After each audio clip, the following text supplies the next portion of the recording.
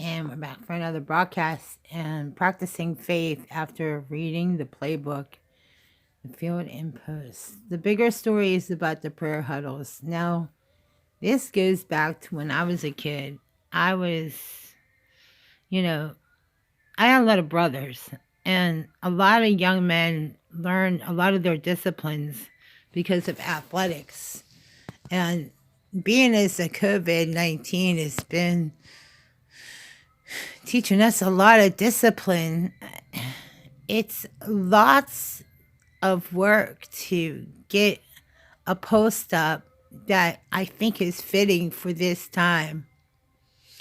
I can go back to junior high. Like I remember when I would go and see the kid that I was, you know, in love with and I would watch him play sports, or I wanted to go and watch him play softball.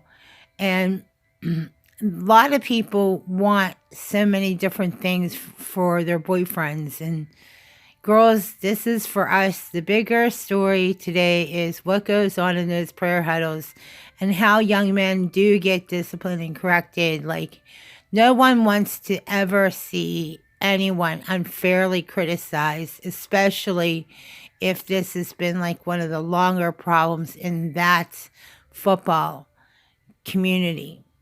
But I didn't see a lot of that. I saw a lot of individuals like got corrected and got corrected appropriately.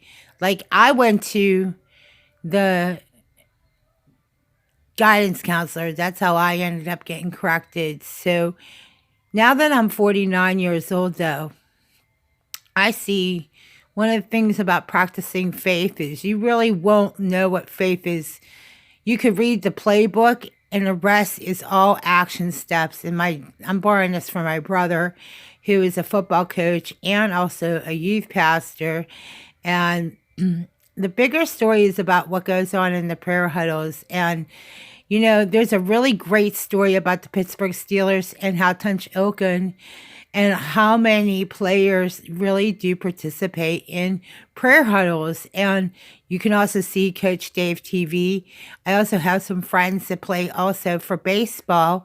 Coach Dave Kurloff, who is a pitching coach for the Pittsburgh Pirates. Also, a bunch of other coaches that I also dated who have the skills on and off the field. And when I say skills, they are winners. Like they have gone to the major leagues. They made it, and now they're coaching. And some of them are now like department heads of all things. It just shows how older we really are. Because I'm 49, and I realize that. But I started this field and post because I want you guys to realize that there's a lot more going on than just, quote, locker room talk. Because I really wish, and I thank God that some of us are not in the business of locker room talk, because that's not what goes on in the field. It's about disciplines. You know, when I was playing basketball at JNF Middle School, and I also played for Hillsdale in elementary school, one of the things is I have a bad knee because I played a lot of sports when I was younger. But those disciplines, they stay with you throughout the rest of your life. And when you see how coaching is, by the way, I got a coaching horn, and also I got a whistle, so it looks like we're on the same path. But you know, life coaching's the same way, guys. So we want people to motivate each other here. Life coaches need the most coaching too, by the way, some of us. Like right now I could really use a friend that's a supporter, and not somebody that's borrowed from, you know, some agency. I mean, just a real true friend from when we were kids, and how we tried out and how we made it for the basketball or cheerleading squad, and just sit back and see what the competition is. I bet you it hasn't changed much at all. You know, I have not been in a tryout in almost over 20 years. So maybe a little bit longer, but a lot of people who are trying out, and especially young people, once they get practicing and once they get into it, they realize this is the big chance to get it's to get away from out from what you used to know. Like it's like cleaning off this outer shell of you. It's like I get to unveil a little bit more about myself, about who I am and my talents. And there are gifted, intelligent, smart young people that need the right coaching. And believe me, when you see what skills are like out and on that field, you want to make sure that everyone knows that you practice, and you have to know you got to be able to work together as a team or it won't work. Most of the reason girls and guys don't make it for a team is that they have to have some team collaboration, or what you end up having is not just locker room talk, but fighting, pulling hair, accusing each other of things. And that's why a lot of times, and I look back at junior high, why it failed and why I went to another high school is because it didn't work. When I went to Seneca Valley after I left Keystone Oaks High School, everything started to click. Things start to click. So this might just be a temporary setback for you. And some of you, you haven't made it to the place that you need to go. So just remember, when you see our field and posts and our t-shirts, and the bigger story is about our t-shirt ministry. And if you can support us by buying a t-shirt, they are $25 because they are long sleeve and they are well made. It's called the Field and Post. We got away from what we used to do because we know that we had to make some changes for 2021 this coming year, but it won't be rolling out till this fall. But just so that you know, the bigger story is the prayer huddles and how to pray and how to get involved in that prayer huddle. Because ladies, there are prayer huddles just like over there with Tunchokin and everyone over there. And I feel kind of like curious, like what do they pray about and what do they talk about?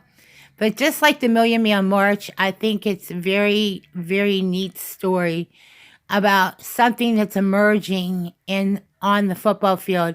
And, when I saw one of the players from the Tampa Bay, I think he's a Tampa Bay Buccaneer in Jacksonville, and he's challenging people. And that's the kind of leadership we're talking about. It's just challenging each other and being a team and coaching each other through this very dark, difficult time. And it is Good Friday, so that we're not ignoring the fact that Good Friday is it's a very sobering fact about Jesus Christ and our Father in heaven. He died on a cross, and when he gave his life, the reality of sin is that we have those disciplines for a reason, those lessons, so that we don't go out there and repeat ourselves and make mistakes that are not worth repeating. If you could support our t-shirt and our prayer ministry, Players on the Now, front lines have coronavirus. Guys, there are so many people that are suffering from coronavirus. Just keep this prayer huddle and keep these prayer huddles going, because we need to get this prayer huddle online or just stay with it. Because I just saw a post that just came up here on my news feed that some players in the NFL have been stricken with coronavirus, and I'm praying and praying that we were practicing faith, reading the playbook, and knowing what is going to happen from here. Support our t-shirt ministry, anything we can do to support each other through it. Get creative, talk to your brothers, talk to your sisters. There are honest ways to make a living without having to be mistreated or harmed either. And we are a part of that ended hashtag. So when you support us, you're supporting our ministry. Our t-shirt ministry, you can see that all here shortly after this. But keep our friends, our family, especially everybody that has just been exposed to coronavirus. We want to get these coronaviruses down. We want to hear the positives that are coming out of this. And we want to hear that people are going to get that anti-malaria drug and take it serious. Don't ignore a story like this. When an anti-malaria drug works, it saved a Michigan congresswoman, a black Michigan congresswoman was saved by that chloroquine. And I'm going to tell you, she will tell you, she's told the same story to those who are on Fox News. I'm sorry. I wasn't even thinking about talking about that. Laura Ingraham. And it's so important right now to get this story out there about chloroquine. I know a lot of people are sitting there making fun of the president about, giving out bad information. The thing is that he's our president, and I expect him to make a very smart, logical, well-informed decision, and he did.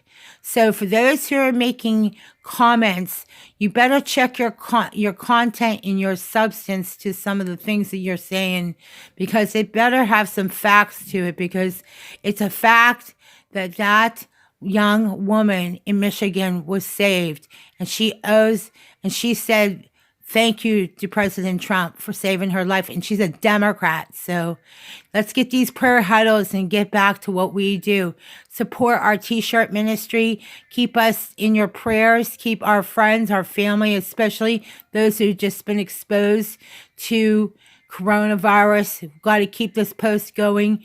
I was gonna wait and put this out in 2021, but we need to get these t-shirts out, and we need to be able to get you guys back to work and trying to do something and making masks or whatever it is we need to do. If we have to do things on a 3D printer, we'll learn how to do things. I know the ingenuity. All it takes is a lot of creative people working together.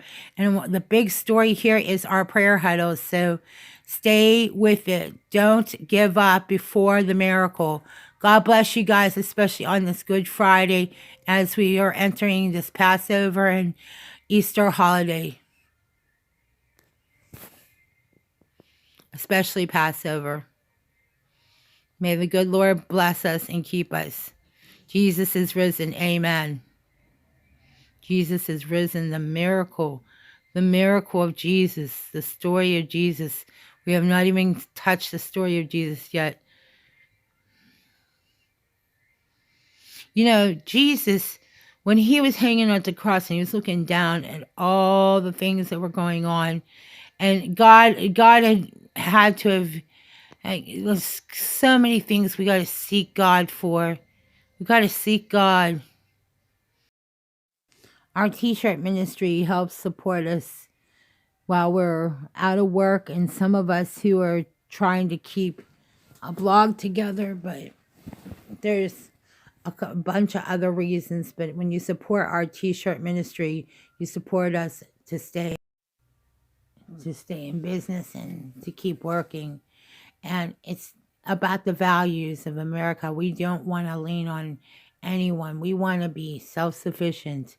And by doing the field and post, this will be a great way to start off this post, because a lot of young men and women want to go back to work.